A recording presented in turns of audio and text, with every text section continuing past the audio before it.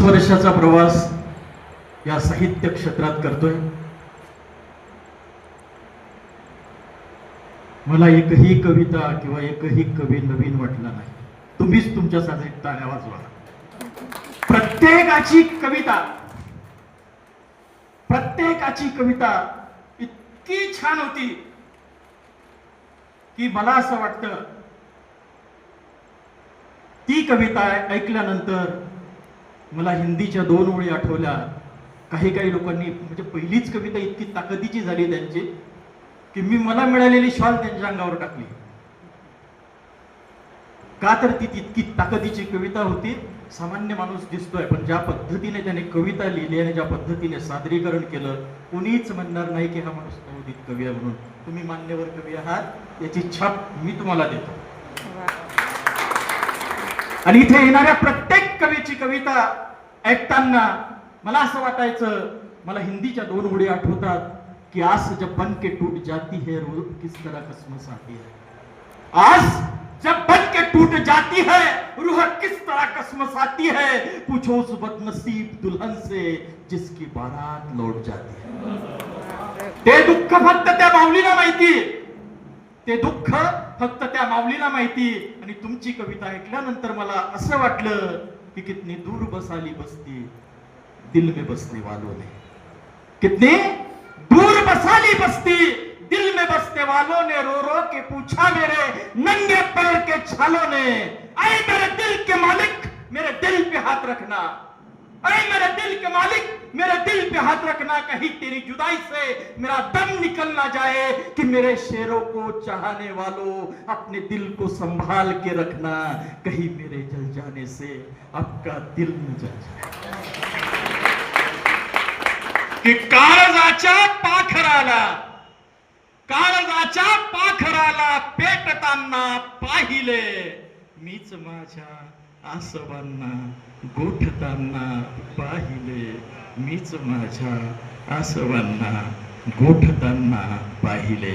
काही कवी राहिलेत, वेळही झालाय, शेवटाकडे येतोय. ज्या वेळेला मला आई आठवते त्या वेळेला मला बाप आठवतो. बाप आठवल्यानंतर मी नेहमी असं म्हणतो की पाय अनवानी त्याचे बाप घामात भिजला. पाय अनवानी त्याचे बाप घामात भिजला. पंढरीचा पांडुरंग त्याच्या उशाशी निजला. कि दिस राबण्यात जाई राती आठवतो राम. दिस राबण्यात जाई राती आठवतो राम. काल सूर्यदेवानेही त्याला ठोकला सलाम. ही बापाच्या घामाची ताकद असते. मग आई कशी की जन्मभरात जपलीस आईपणाची शिदोरी. जन्मभरात जपलीस आईपणाची शिदोरी. सुख दुःखाचे डोंगर तुझ झेलले पदरी.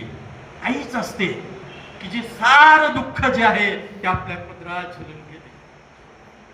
की जन्मभरात जपलीस आईपणाची शिदोरी. सुख दुःखाचे डोंगर तुझ झेलले पदरी.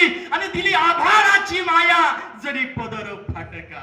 दिली आभाळाची माया जरी पदर फाटका. तुझ्या पिलांसाठी आई तुझ मुजल्या खटका. तुझ्या पिलांसाठी आई तुझ मुजल्या खटका. आमचे मभा म्हणतात की आई कुणाचीही असो तिचा सन्मान करावा. माझी आई असू द्यात, डॉक्टर बनतेंची असू द्यात, डॉक्टर संघर्षांची असू द्यात, डॉक्टर सुशीलची असू द्या, की आई कुणाचीही असो तिचा सन्मान करावा. तिने टाकलेला शब्द फुला समान झेलावा. आणि जाता जाता फक्त एवढं सांगतो, आजवर अनेक मंदिरांमध्ये गेलो, कधी हात जोडले कधी जोडले नाही, मात्र त्या ईश्वराकडे कधीच काही मागितलं नाही. आज या पवित्र व्यासपीठावर भगवान गौतम बुद्ध समोर आहेत, परमपूज्य डॉक्टर बाबासाहेब आंबेडकर समोर आहेत. यांना मात्र मी आज एक मागणं मागणार आहे. माझ्यासाठी नाही,